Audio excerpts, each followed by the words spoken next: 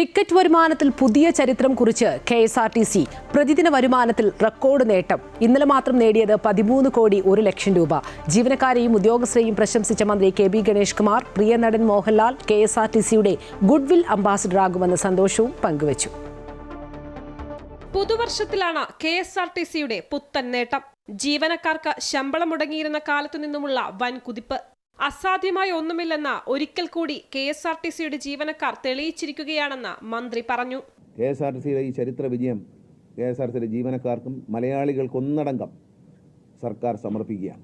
ഇടതുമുന്നണി സർക്കാരിൻ്റെ ഏറ്റവും വലിയ ചരിത്ര നേട്ടമാണ്. എന്നേക്കുമായി അടച്ചുപൂട്ടുമെന്ന് എല്ലാ പ്രമുഖ വ്യക്തികളും വിദഗ്ധരും അന്വേഷിക്കാൻ പരിഷ്കരണത്തിന് വേണ്ടി നിയോഗിച്ച കമ്മിറ്റികളും പറഞ്ഞ പരിഷ്കാരങ്ങളൊന്നും നടപ്പിലാക്കാതെ ചെറിയ ചെറിയ പരിഷ്കാരങ്ങളിലൂടെ ജീവനക്കാരെ സംതൃപ്തിയോടെ മുന്നോട്ട് കൊണ്ടുപോയി ജീവനക്കാരെ സഹകരണം ഏറ്റുവാങ്ങി കൃത്യമായി അവരുടെ പെരുമാറ്റം, അവരുടെ രീതികൾ എല്ലാ രംഗത്തും KSRTC കൈവരിച്ച പ്രവർത്തനങ്ങളുടെ ഫലമായി KSRTC നേട്ടം കൈവരിച്ചിരിക്കുകയാണ്.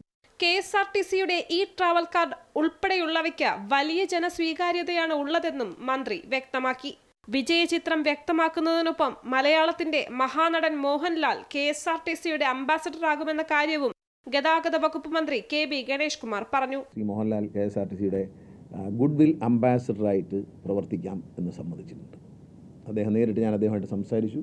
അദ്ദേഹം KSRTCയുടെ ഗുഡ്വിൽ പണം വാങ്ങിക്കൊണ്ടല്ല, സൗജന്യമായി. അതുകൊണ്ടാണ് അദ്ദേഹം അംബാസഡർ, നമ്മുടെ ബ്രാൻഡ് അംബാസഡർ അല്ല, ഗുഡ്വിൽ അംബാസഡർ എന്ന നിലയിൽ പണം വാങ്ങാതെ അദ്ദേഹം നമ്മളോട് സഹകരിക്കാം. അടച്ചുപൂട്ടലിൽ നിന്ന് പ്രതിദിനം കോടികളുടെ ലാഭം കൊയ്യുന്ന തരത്തിലേക്ക് KSRTC വളരാൻ രാഷ്ട്രീയത്തിന് അതീതമായി ട്രേഡ് യൂണിയൻ നേതാക്കൾ ഒപ്പമുണ്ടായിരുന്നുവെന്നും മന്ത്രി കൂട്ടിച്ചേർത്തു.